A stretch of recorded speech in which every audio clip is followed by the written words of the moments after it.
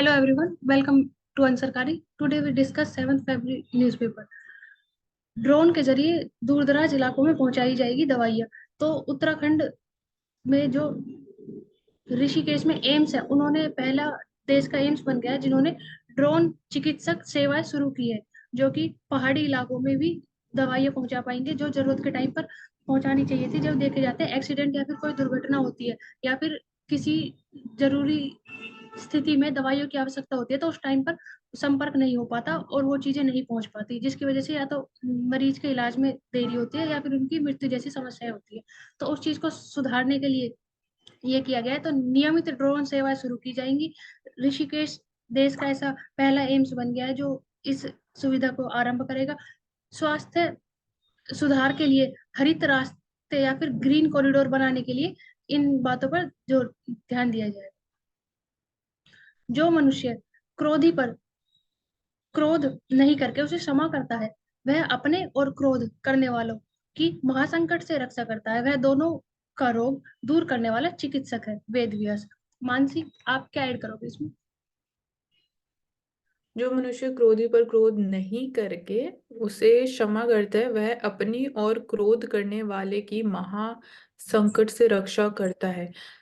ना मतलब यही बोल रहे कि मतलब टिट फॉर टैट वाला एटीट्यूड अगर नहीं है, मतलब जो सामने वाला आपके साथ करता है अगर आप भी वही रिपीट करते हो terms of your own reaction या in terms of paying back, तो दैट इज नॉट फ्रूटफुल या उसके रिजल्ट्स डिजायरेबल नहीं होते। बट अगर आप समझते हो या सामने वाले को समझा सकते हो कि where are you going wrong या ये सही होना चाहिए, तो I think that would be much appreciated. And महासंकट से रक्षा करता है मतलब कि आने वाले टाइम अगर फ्यूचर पर्सपेक्टिव से और लॉन्ग टर्म पर्सपेक्टिव से सोचे तो उस इंसान को भी आई थिंक जो root cause of the problem है उसको डील करने में वो हेल्प कर सकता है।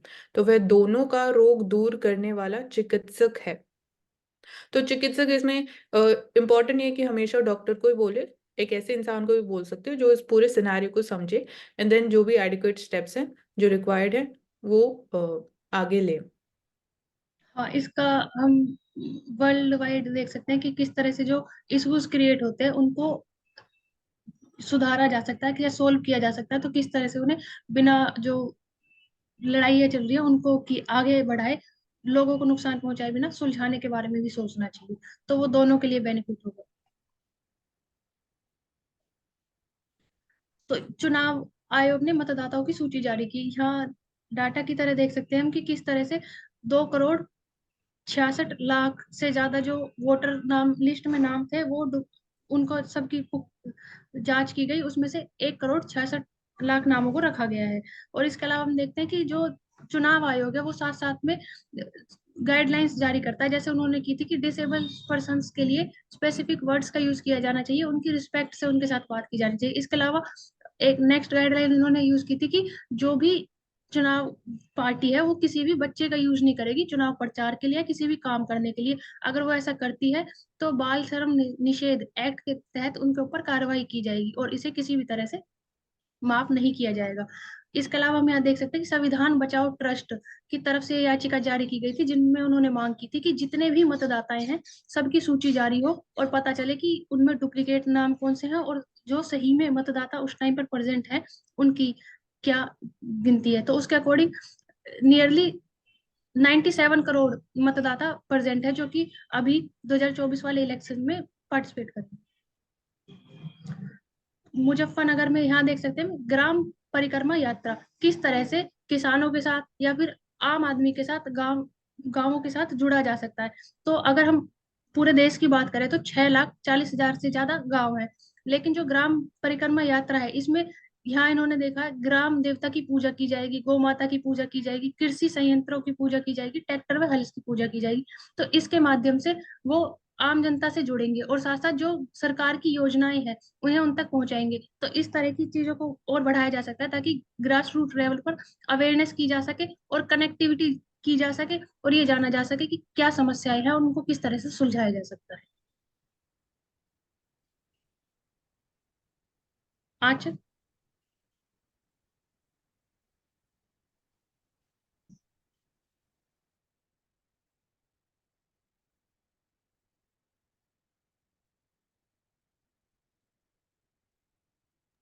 रिया जल्दी नहीं है। आगे चलो, ये वाला क्वेश्चन स्किप कर दो।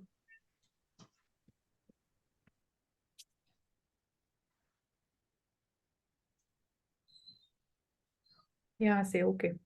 साइंस का टॉपिक अगर हम ले, मिस्ट फ्री विंड्स की बात कर रहे हैं यहाँ पे। तो आपने देखा होगा रेनी सीजन में या विंटर्स में ये प्रॉब्लम आती है, जो कार की विंड स्क्रीन्स होती है एक फॉगी फॉगी सी हो जाती है, तो उसको बोलते हैं मिस्ट। तो मिस्ट डिपॉजिट हो जाती है विंड स्क्रीन पे। सो सपोज यहाँ पे सोल्यूशन दिया हुआ है कि क्लोथ उसको आप डिटर्जेंट में सोक करके एंड देन अगर आप उसको क्लीन करोगे तो ये प्रॉब्लम बार बार रिपीट नहीं होगी। तो इसके पीछे क्या मैकेनिज्म, क्या वर्क करेगा? तो जो डिटर्जेंट होता है, जो विंड स्क्रीन का जो सरफेस है, सरफेस टेंशन उसको रिड्यूस कर देता है, तो इसलिए वाटर ड्रॉपलेट उस पे से डिपॉजिट नहीं हो पाती है और मिस्ट फॉर्म नहीं होती है। तो कॉन्सेप्ट यही है, surface tension gets reduced with the help of a water soaked in detergent which is used to clean the windscreen. And mistiness जो है, it is caused by tiny droplets of water जो scatter हो जाते हैं, sorry जो scatter करते हैं light को and make the glass opaque. तो वो विजुअली चीजों को, मतलब जो सामने हैं उसको क्लियरली हम नहीं देख पाते हैं, and it might also result in accidents also, specifically during winters. और यहाँ पे एक और एग्जांपल दिया हुआ है नीचे इसको क्लियरली समझाने के लिए कि सपोज वॉशरूम्स में जो मिरर्स होते हैं, अगर आप सोप के थ्रू उस पे कुछ लिखते हो एंड वो ड्राई हो जाता है, and then again once the message is written on the mirror, it can be wiped dry to remove the excess soap. तो ड्राई वाइप करने के बाद भी आपको वो नहीं दिखेगा जो आप लिखते हो यूजिंग सोप।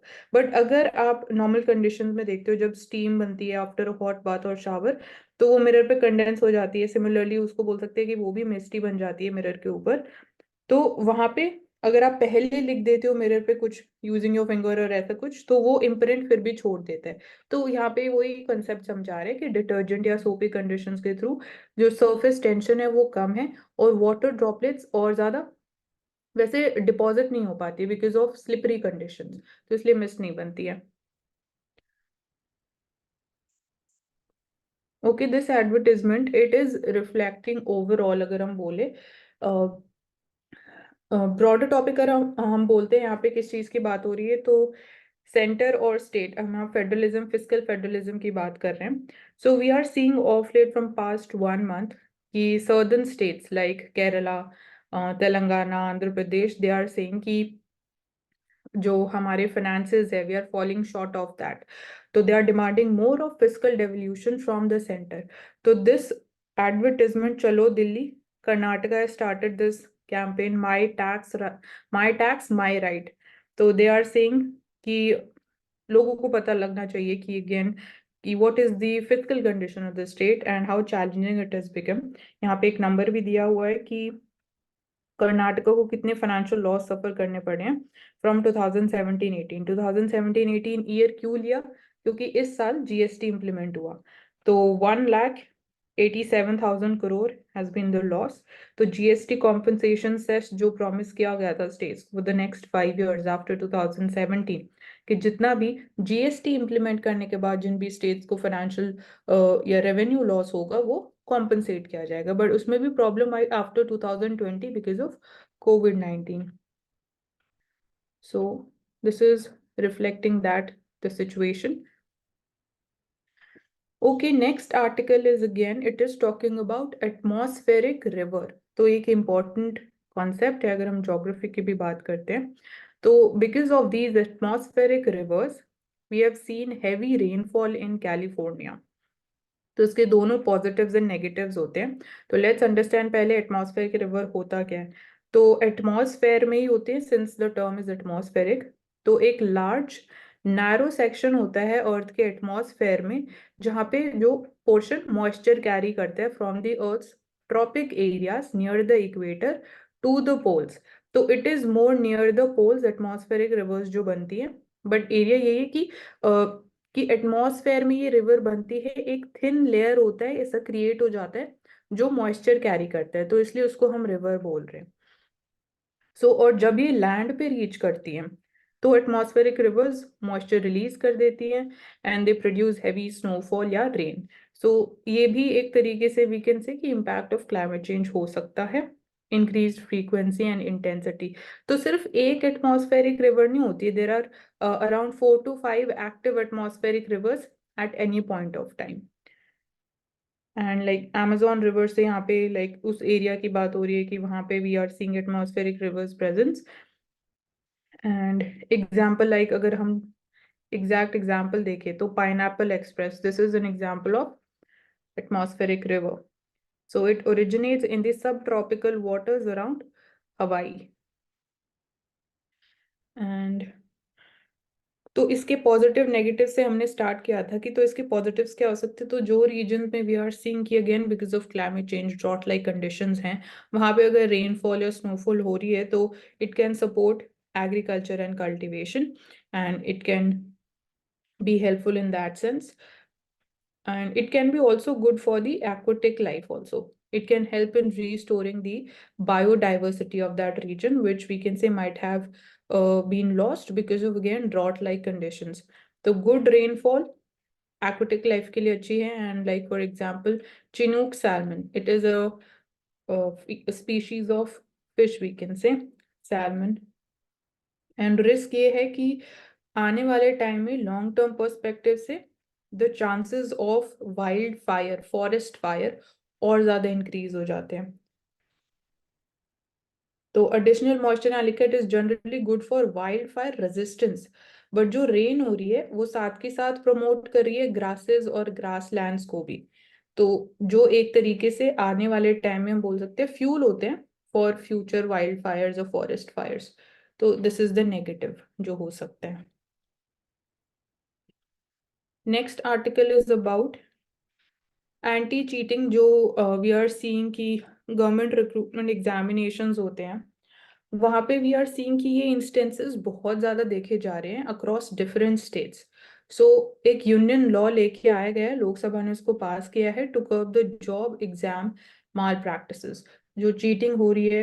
एंड यहाँ पे वी आर सीइंग कि एज अ डेटरेंट मेजर्स आपको इम्प्रिजनमेंट की बात हो रही है. And like it has provisions for jail term up to 10 years और फाइन जो है ₹1 crore का. तो this is one part of the bill जो बात कर रहे हैं deterrent measures so as to prevent such incidents in future. But क्या ऐसा रियली में ये चीज डेटर करेगी? तो देखा गया कि राजस्थान स्टेट ने भी ऐसा ही कुछ लॉ लेके आए, बट उसके बाद देखा गया बिल के बाद भी ऐसे चीटिंग वाले इंसिडेंसेस या स्टीलिंग ऑफ द पेपर्स और ज्यादा इंक्रीज हुए हैं. तो एक ये चीज भी हमें माइंड में रखनी इंपॉर्टेंट हो जाएगी कि this is it is not for sure या 100% ऐसा नहीं कि it is going to work. तो वी नीड टू इंश्योर कि टाइमली बेसिस पे जो फिर से री एग्जामिनेशन कराना है वो टाइमली बेसिस पे होना चाहिए विद इन फ्यू मंथ्स.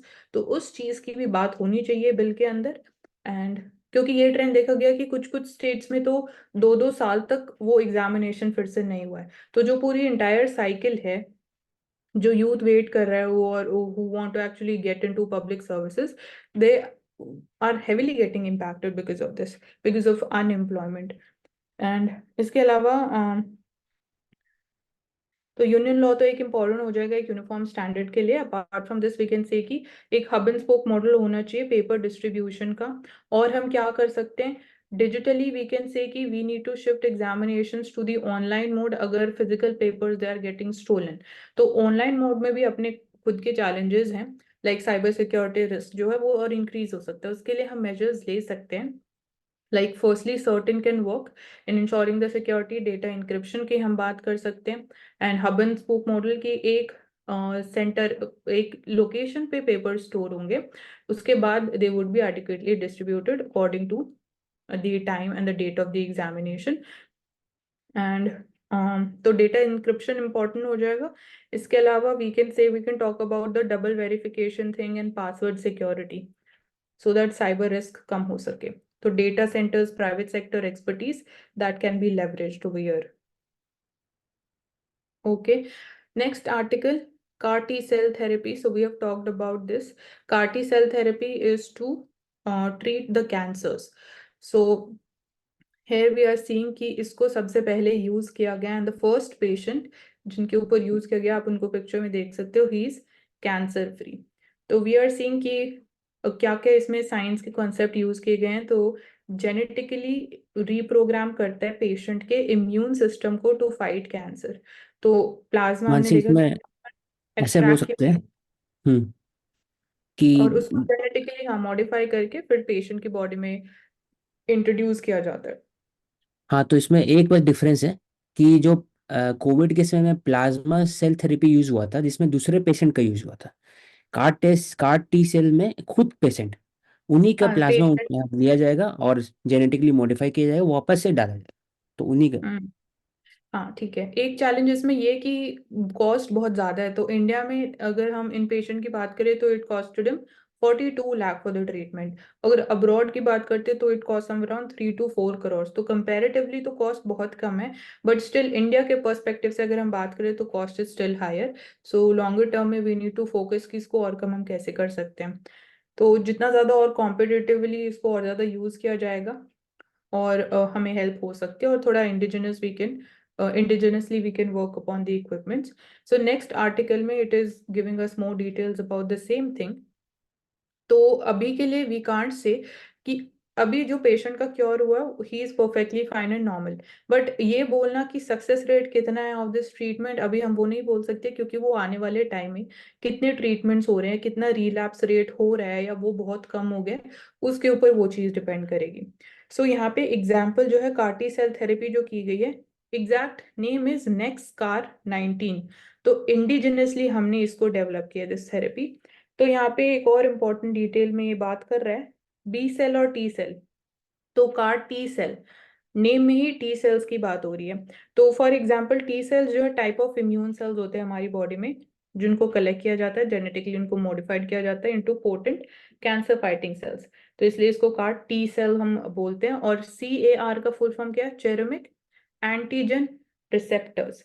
तो ये पता होना चाहिए। इसके अलावा लाइक जो ब्लड कैंसर्स होते हैं ये उसको फाइट करने में काफी हेल्प करेगा, जो कि अभी तक के अगर हम इससे पहले के ट्रीटमेंट की बात करते हैं लाइक कीमोथेरेपी इतना ज्यादा सक्सेसफुल नहीं हो पाता था एंड उसके नेगेटिव इम्पैक्ट्स भी बहुत ज्यादा होते थे।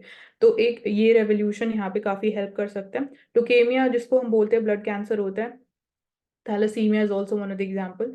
तो we see in this case की जो ये जो ब्लड कैंसर होता है बॉडी के इम्यूनिटी फाइटिंग सेल्स को वीकन कर देता है, जैसे वाइट ब्लड सेल्स जो होते हैं लिम्फोसाइट्स जिनको बोलते हैं। तो here it is seeing written भी है कि treatment for the B cell cancer, जो कैंसर्स हैं जो इम्पैक्ट करते हैं हमारे इम्यून सिस्टम को, तो बी सेल और T cell they are related to the immune system of a body. तो ये इंपॉर्टेंट है। यहाँ पे रेगुलेटरी बॉडी है CDSCO, central drug standard control organisation, उन्होंने कार्टी सेल को अप्रूव किया है। Then next is about operatives of syndicates. So NIA, National Investigation Agency, it was formed after 2008 Mumbai terror attacks.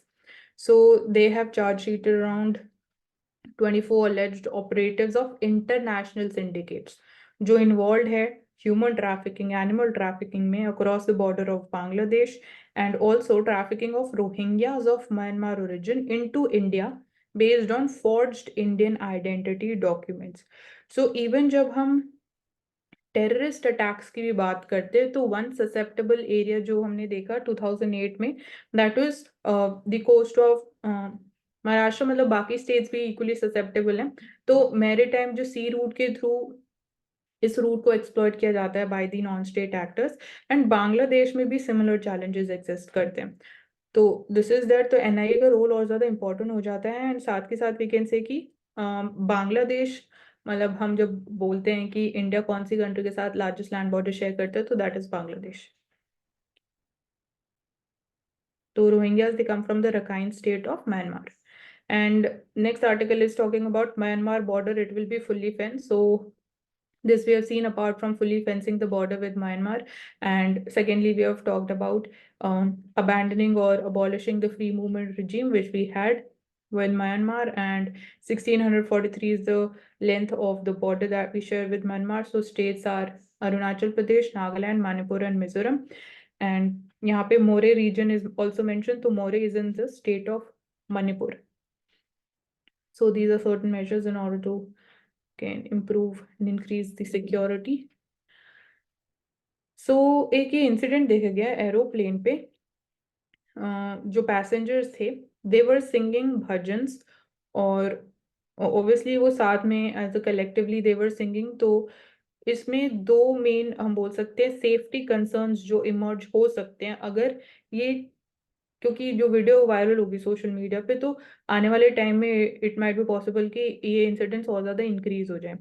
तो safety concerns यहाँ पे emerge हो जाते हैं। एक तो ये कि जो पायलट हैं अगर वो कुछ अनाउंसमेंट्स करते हैं और साथ के साथ प्लेन में इतना ज़्यादा शोर हो रहा है, they are singing it so loudly, तो वो कम्युनिकेशन डिस्ट्रप्शन हो सकता है।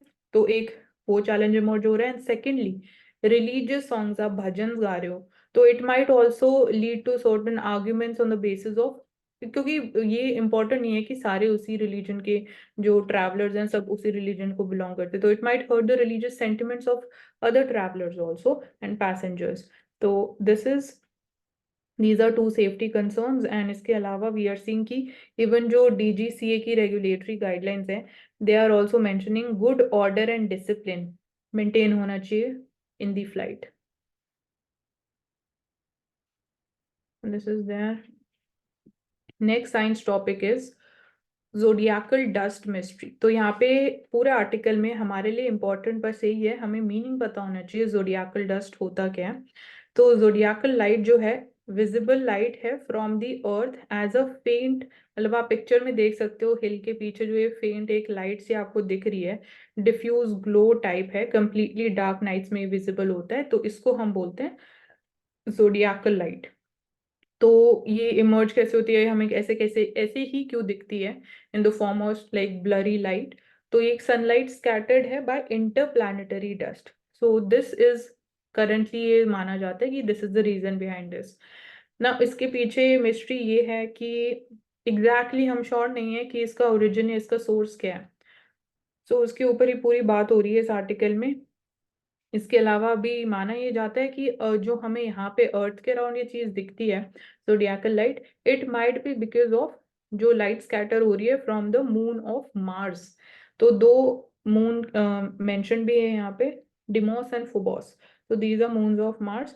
इसके अलावा यहाँ पे और जो माइन्यूट डिटेल्स मेंशन है, एक तो जूनो, तो Juno it was the Juno mission launch by NASA to study Jupiter. तो this is one thing. And इसके अलावा एयू मेंशन है जिसको हम बोलते हैं एस्ट्रोनॉमिकल यूनिट। तो astronomical unit is the distance between earth and sun. तो इसको द स्टैंडर्ड यूनिट हम यूज करते हैं when we are talking about interplanetary distances.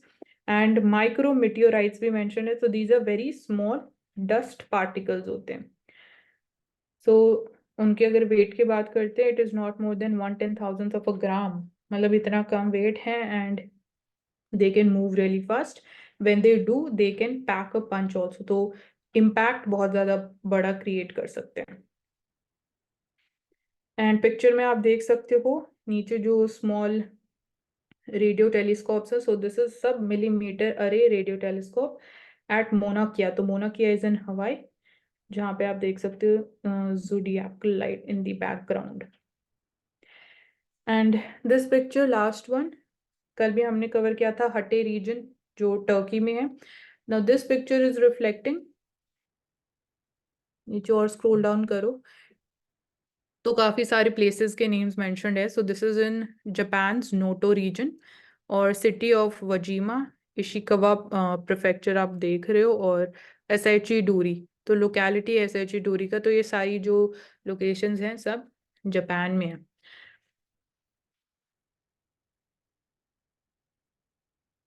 Okay, Ashik, you can continue with this।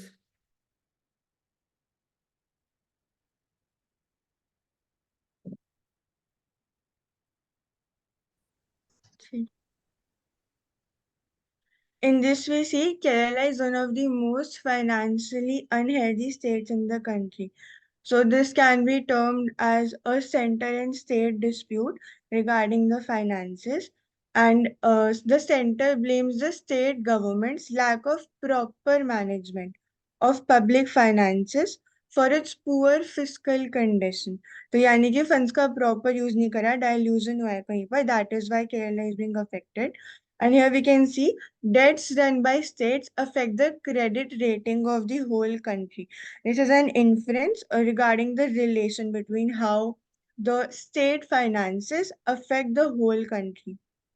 Next here we see substantial financial resources were provided to the Kerala government. This is a statement made by the union government, and they are saying that the finances were above the amount that was recommended in the 15th Finance Commission. Next, we have post-devolution revenue deficit grant. It has highest share. So, Mansi ji, if you can please explain this. हाँ जी, okay. यहाँ पे एक तो पूरे overall ये बात हो रही है फिजिकल डेवोल्यूशन ऑफ फंड्स की। तो जैसे अभी हमने एडवर्टाइजमेंट कवर किया था रिलेटेड टू कर्नाटका स्टेट की चलो Delhi, which is again on the same issue. तो यहाँ पे एक तो बड़ी प्रॉब्लम ये क्रिएट हो सकती है कि अगर बाकी स्टेट्स भी इस मूवमेंट को एक तरीके से ज्वाइन कर लेते हैं तो ओवरऑल जो इंडिया की अभी हम देख रहे हैं कि स्ट्रॉन्ग इकोनॉमिक मोमेंटम है, we are seeing more FDI coming into more FPI inflows, तो दैट कैन गेट इम्पैक्टेड।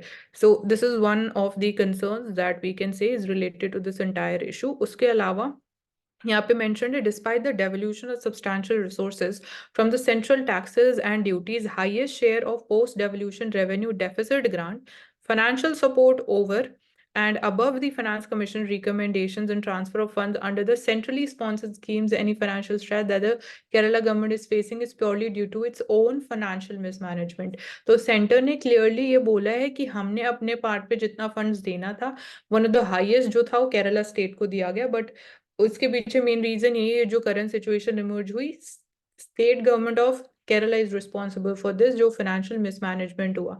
तो पोस्ट डेवोल्यूशन जो रिकमेंडेशंस दी जाती हैं बाय द फाइनेंस कमीशन, उसके बाद भी रेवेन्यू डेफिसिट ग्रांट दी जाती है, मतलब किसी स्टेट का, क्योंकि हर स्टेट का रेवेन्यू और फिस्कल डेफिसिट अलग अलग होता है, तो केरला स्टेट का रेवेन्यू डेफिसिट जो है उसको कंप्लीट करने के लिए वो जो जितना डेफिसिट है सेंटर और ग्रांट देता है, तो वो भी one of the highest Kerala को दी गई। बट हम यहाँ पे इसको ये बोल सकते हैं कि एक जो इशू इससे रिलेटेड है जीएसटी कॉम्पनसेशन सेस का, जो टाइमली बेसिस पे जो कॉम्पनसेशन दी जानी चाहिए थी वो नहीं दी गई, एंड उसकी भी रिस्पॉन्सिबिलिटी स्टेट्स के ऊपर ही डाल दी गई कि आप जितना भी आपका डेफिसिट है, जितना भी आपने रेवेन्यू लॉस सफर किया है, आप उस अमाउंट को बोरो करो।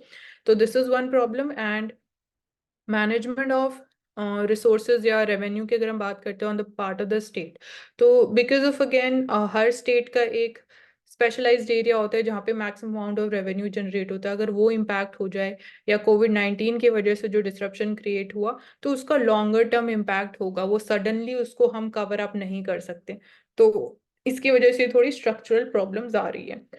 तो यहाँ पे हम सोल्यूशन की बात कर सकते हैं। सोल्यूशन क्या हो सकता है, तो लोकल लेवल पे हमने बात करी, like more devolution of the subjects होना चाहिए लोकल लेवल पे, सो दैट वो भी सेल्फ सस्टेनिंग बन पाए as far as the financial resources is concerned. इसके अलावा वी कैन टॉक अबाउट कि जो स्टेट गवर्नमेंट है, फाइनेंशियल मैनेजमेंट एक तो इम्पोर्टेंट हो जाएगा, आपको रेवेन्यू एक्सपेंडिचर पे रैशनलाइज करना पड़ेगा for the time being, and you need to focus upon more capital expenditure जितने भी आपके पास फंड्स अवेलेबल है, सो दैट फ्यूचर में जो आपका रेवेन्यू जनरेट हो वो एडिक्वेट होना चाहिए। So this is one thing. And renewable energy sector की अगर हम बात करते हैं तो there also we need to look into कि वो भी कैसे स्टेट को फाइनेंशियली इंडिपेंडेंट बना सकता है, एंड देन हर स्टेट में वेरी करेगा कि मेजर रीजन क्या है ऑफ द डेफिसिट या मिसमैनेजमेंट, तो उसको आइडेंटिफाई करके then we can have the solutions for that.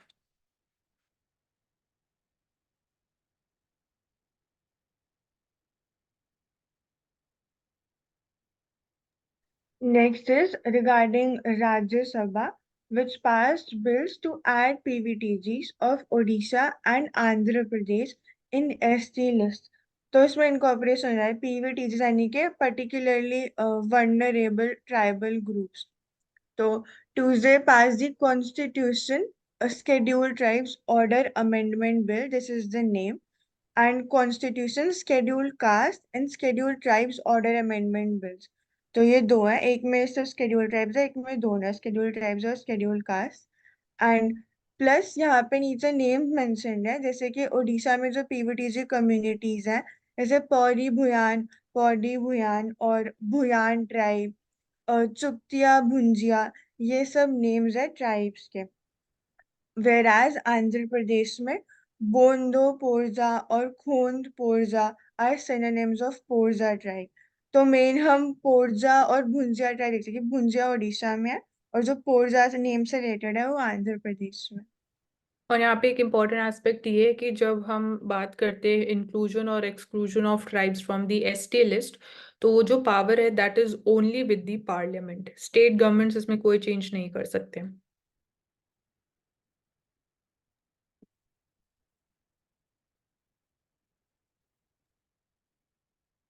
Next is regarding ED, Enforcement Directorate, which conducts raid over MG Narega's irregularities across Bengal districts. तो ये MG Narega's के जो पे मिलते हैं like after work, तो regarding that it is the conducted multiple raids across several districts इस MG Narega fund की investigation में. And the funds to the scheme were stopped in December 2021 over irregularities. यानी कि बीच में ही we can say that the funds or the right amount was not reaching the beneficiaries, and this is a clear example of vendetta politics as mentioned here. This is the term that we can take. Then the agency moved the Calcutta High Court seeking transfer of investigation of all cases pertaining to the amount that is rupees 10,000 crore ration distribution scam जो waste Bengal में allegedly हुआ है from the state police to the CBI. This is the Manjari, you can. तो यहाँ पे, हाँ, यहाँ पे जो लिखा हुआ है टर्म वेंडेटा पॉलिटिक्स से बोल सकते हैं कि ये इंसिडेंट्स या ऐसा फिनोमेना या इशू हमें स्टेट ऑफ वेस्ट बंगाल में क्यों देखने को मिला। तो we are seeing there are certain problems and tensions between the state of West Bengal and the centre. तो इसलिए एज अ रिवेंज ये बोला जा रहा है कि वेंडेटा पॉलिटिक्स का पार्ट है कि वेस्ट बंगाल जो स्टेप्स लेता है और जो आइडियाज हैं that is they are not following on what they should actually follow as far as the constitutional provisions are concerned. Somewhere we can say this thing, इसको clearly भी नहीं बोल सकते। तो political या partisan interest are hampering the effective implementations of schemes and policies, जो कि नहीं होना चाहिए, that should be segregated. तो this we can say. ठीक है, आई विल सर।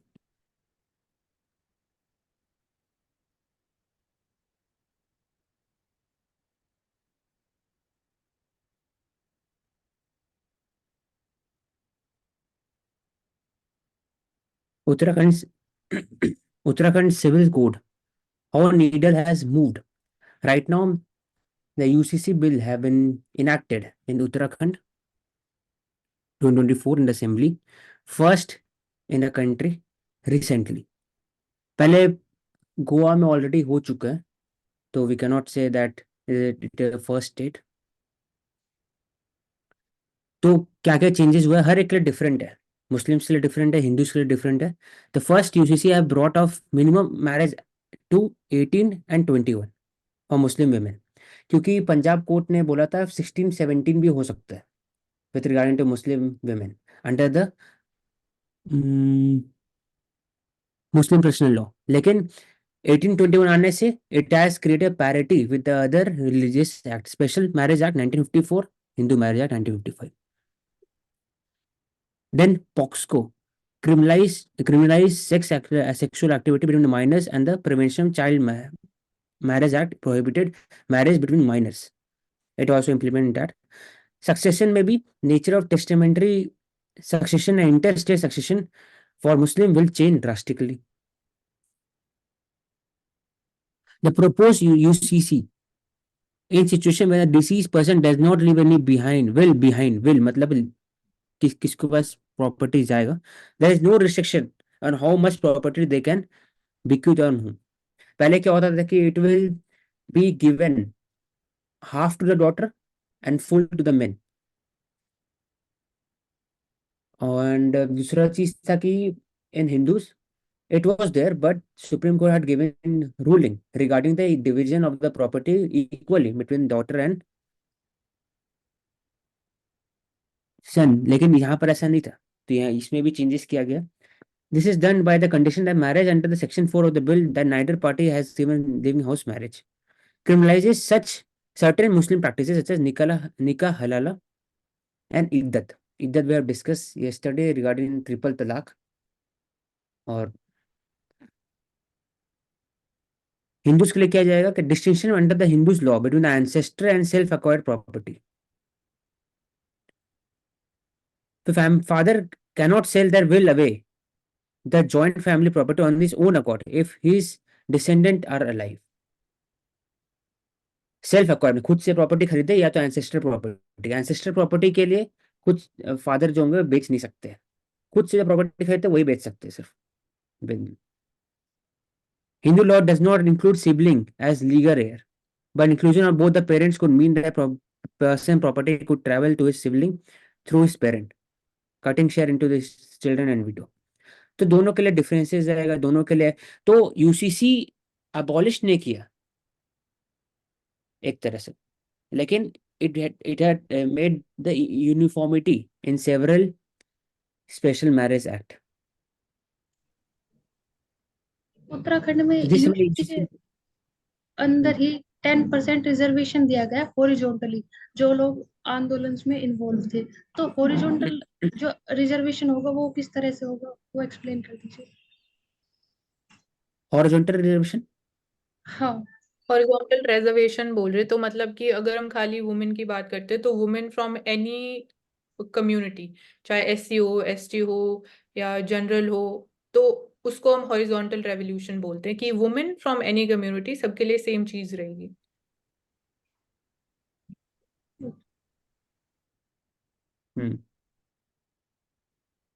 अब यूसीसी की बात करते हैं कि UCC stems from Article 44 Indian Constitution. The state endeavor to secure citizen uniform civil code throughout the country. तो जब लाया गया था तो Mohammed Ismail Khan from the All India Muslim League have said that provided that any group, section, community or people are not obliged to give its own personal law in case of such law. Uniformity नहीं होना चाहिए. There should be a distinction between different groups and communities. जो हम लोग ethics में भी देखते हैं, मॉरल रिलेटिविज्म इसी में आता है, डिस्क्रिप्टिव एथिक्स का पार्ट है. तो secular state should not interfere with long standing religious practices as it could breed discontent and subvert harmony in a country. It will clash with the freedom of religion